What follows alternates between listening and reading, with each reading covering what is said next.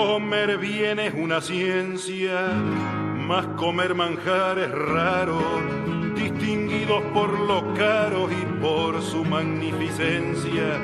Constituye una tendencia que acusa diversos focos, los refinados que son pocos, los banderas que son varios, algunos por millonarios y el resto de puro locos. En algún sitio del mundo a esta hora comerán uno, lenguas de faisán que dan su estatus rotundo, patas de rana el segundo, trufas con pavo el tercero y otros ojos de cordero, tortugas, ostras, caviar. Pero pa' mí no hay manjar como el salchichón casero. Estamos en el año 2014, ya las postrimerías del mismo. Contanos un poco en qué año naciste y dónde naciste. A 3 kilómetros de Los Cerrillos, entre Cerrillos y Las Brujas, por la ruta 37, en una chacra. Es una zona de chacras realmente ahí, y en el año en que yo nací, y perduró durante un buen número de años más, desplazarse de una chacra a la otra con las máquinas trilladoras, con las máquinas segadoras, arar con bueyes, rastrear con bueyes, prender la zorra o la carreta para moverla precisamente a expensas del buey. Esto perduró en una zona que se caracterizó, como tantas otras zonas de Los Cerrillos, por esa circunstancia.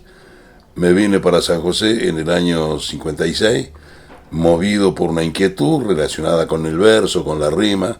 Habíamos publicado ya nuestro primer libro con Gerardo Molina, que se llamó Primeros Vuelos, donde aparecen unos balbuceos muy ingenuos, pero muy francos también, que han sido el punto de partida de nuestra inquietud, que poco a poco se fue convirtiendo en un sacerdocio, o comenzamos a sentirla de ese modo, y aún con esas características persiste. ¿Qué producción hacía tu familia allá en Cerrillo? ¿Qué plantaban en la chacra? Bueno, comenzó esa chacra y todas las demás con hacer grandes plantaciones de trigo y lino y maíz, pero poco a poco empezó a poblarse el campo de alfalfares. Montevideo está a 40 kilómetros de allí y los tambos estaban en la capital. Había que llevarle la ración a las vacas a su lugar en el cual vivían. Los tambos en Montevideo tenían que abastecerse y la alfalfa, entre otros menús, era el preferido de las vacas. Era el combustible del momento. Era el combustible del momento. Se plantaba alfalfa, primero se cosechaba con guadaña, se rastrillaba con un rastrillo de jardín y ahí se hacía la recolección.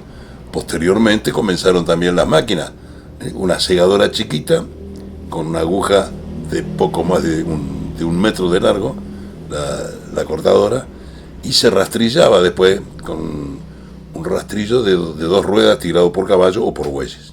Y la cortadora también, tirado por caballo. Y por caballo o por bueyes la cortadora también. ¿Tractores no existían en ese momento? No, comenzaron muy de a poquito a llenarse la campaña de tractores y señalaban el lugar, incluso con un sello de distinción, porque la gente decía, los González, los que tienen tractor.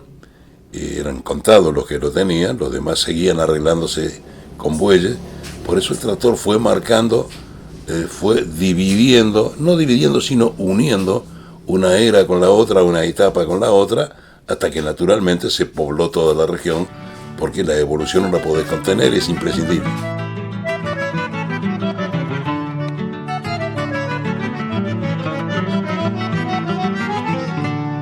El otro invierno la viuda del Finau Blasco y Cochea, como estaba de carnea, me llamó pidiendo ayuda. ¿Cuántos hermanos, Abel? 2 hermanas y yo. Yo soy el menor. Mi padre tenía un matrimonio anterior. De ahí había 2 medio hermanos. Uno se suicidó joven. El otro falleció hace ya un buen número de años.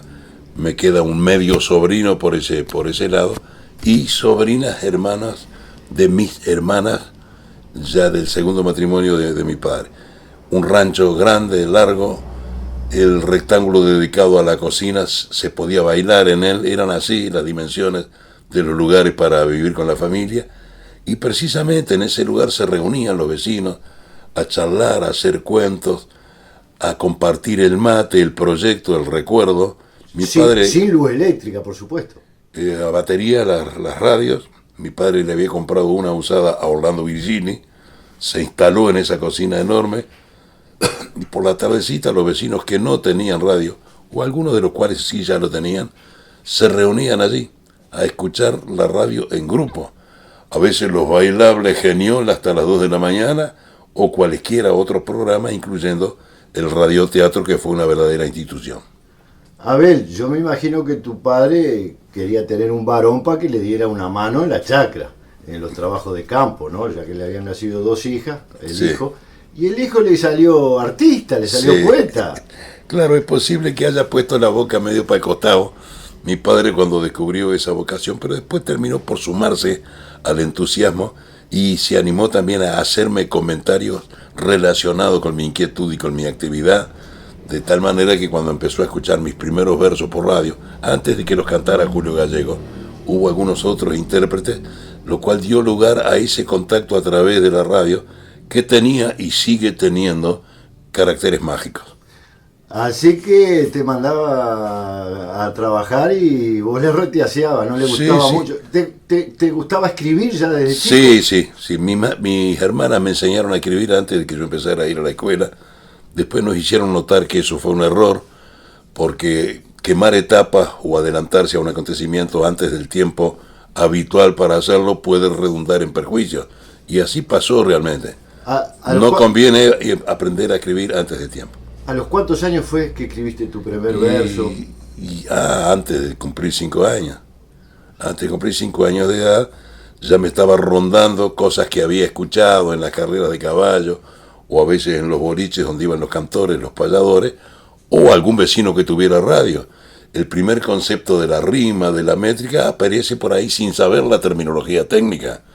Recuerdo que una vez charlando con Gerardo Molina, algunos años después, él había terminado primaria y había empezado ya a ir al liceo, y en las primeras lecciones de idioma español se hablaba antes de versificación más frecuentemente que ahora, y fue el primero en que me llevó la noticia de que había una rima consonante y una rima asonante, y poco a poco fuimos aprendiendo a diferenciar las posibilidades de cada uno de esos modos de rima, y hasta ahora lo estamos aprendiendo. Cuando Isabel se ennovió sin decírselo a sus viejos, la madre olfateó de lejos el noviazgo de Isabel y asumió el bravo papel de prodigarle consejos. Le dijo: tener un novio cuando el instinto lo exija no es ningún delito, mija, pero es un riesgo muy grande, porque aunque Dios te lo mande, Satanás le da manija. Atendelo pero en casa pa' que la paz no se quiebre. Dijiste que a los 19 años te viniste para San José a los efectos de poder desarrollarte más en toda La esa primera carrera. idea no fue esa. Cuando me vine para San José fue simplemente para pasear. Recuerdo que yo había pasado tal vez unos meses antes en una excursión por acá por San José. Me había gustado el lugar, y una noche en la sobremesa de la cena con mi familia dije: mañana voy a ir a San José. ¿Qué vas a ir a hacer, muchacho, a San José? Y pasé una vez y me gustó, pero por la tardecita estoy acá otra vez. ¿En qué venías de Cerrillo a San José? En un ómnibus que había, en el tren, pero había que ir en un ómnibus a tomarlo a Las Piedras o a Santa Lucía. Yo en este caso me fui a Las Piedras. Y todo un acontecimiento, me acompañaron los compañeros de allá en bicicleta para estar en la estación de ferrocarriles antes de que llegara el ómnibus de Campilla. Y después también algunos vinieron conmigo en bicicleta desde San José hasta aquí, hasta San José. Lo cierto es que si bien el primer proyecto fue el de volver el mismo día, unas horas más tarde, me quedé hasta ahora. Y eso fue en el año 56, y ya ni sumo los almanaques porque me sigue pareciendo que fue ayer. Viniste por un día en el año 56 y te quedaste, pero ¿dónde pernoctaste esa noche? ¿Tenías conocidos? ¿Cómo era? Claro, porque me encontré con gente que tenía mis mismas predilecciones. El verso, el cuento, la posibilidad de actuar en radio. La 41 de San José ya existía, ya estaba bien madurada. Había 2 emisoras en San José, la radio Welcome y la actual 41, que antes se llamaba Broadcasting San José. Se me abrieron las puertas, participé en un concurso, gané el concurso, y esa fue una de las tantas razones por las cuales fui quedándome. La otra razón fue que se inauguraba el liceo nocturno. Los profesores estaban dispuestos a dar clases por la noche en el liceo departamental para adultos que no hubieran podido iniciar secundaria en aquellos años. Se venía gente en bicicleta desde la campaña para formar filas y formar ruedas en las bancas del liceo. Hice el liceo, aunque no lo terminé, porque después comenzaron los contratos y las salidas y la gira, cruzada gaucha mediante, y mi vocación de estudiante del liceal quedó inconclusa, aunque nunca dejé de leer, ni de hacer el verso, ni de adquirir libros que tuvieran que ver con la narrativa, con el cuento, con la historia. ¿Y siempre escribiendo de aquella época hasta ahora, Abel? Sí, eso fue una constante, de tal manera que cuando me tocó trabajar en el hospital de noche, yo trabajé unos cuantos años en el hospital, cuando me tocaba formar guardias de noche en primeros auxilios, me llevaba allí un librito, un cuaderno, un lápiz, porque si se me ocurría algo que pudiera ser aprovechable a modo de verso, allí mismo lo escribía. Varias composiciones fueron escritas en esas circunstancias, incluso el libreto para una película que se llamó Aprendamos a luchar contra un mal, que es un documental sobre la hidatidosis. Llegaron a San José gente entendida en cinematografía, por lo menos para manejar cámaras, hablar de maquillaje, de posiciones, de duraciones de cada una de las escenas, y el ministro Estallano vino a sugerirme cómo debía hacer el texto para incluir en la película. Fue todo hecho en verso y aparece en forma de payada de contrapunto. El otro protagonista es Angelito Rodríguez, que interviene en la película, siempre con el tema ese del quiste didáctico. Mencionamos a Cachito y Rigoletto, que era ya un libro emblemático, un libro de cuentos que se difundía en la escuela, para informarle a la gente cómo se puede contraer una hidatidosis, cómo se puede prevenir, cómo se puede combatir.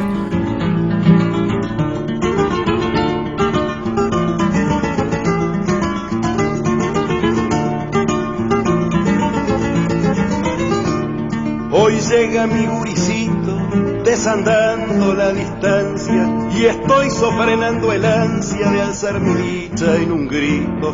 No hay que hacerle, estaba escrito que le iba a doler la ausencia, y engavillando experiencia se habrá dado cuenta, de juro, que no hay trillo más seguro que el trillo de la querencia. Un año en Montevideo lo habrá transformado sin duda, cambiando su lengua ruda por el más fino proseo.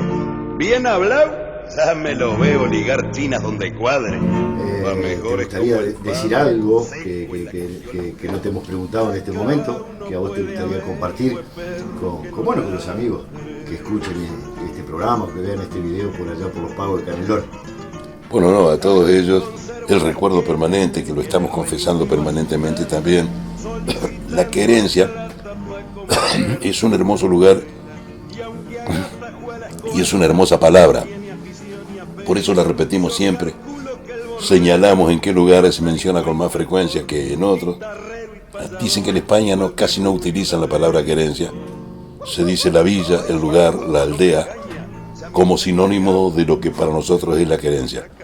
Pero todos sabemos, los que hemos nacido en esta parte del globo, qué quiere decir querencia, no solamente por su etimología, sino por su vivencia.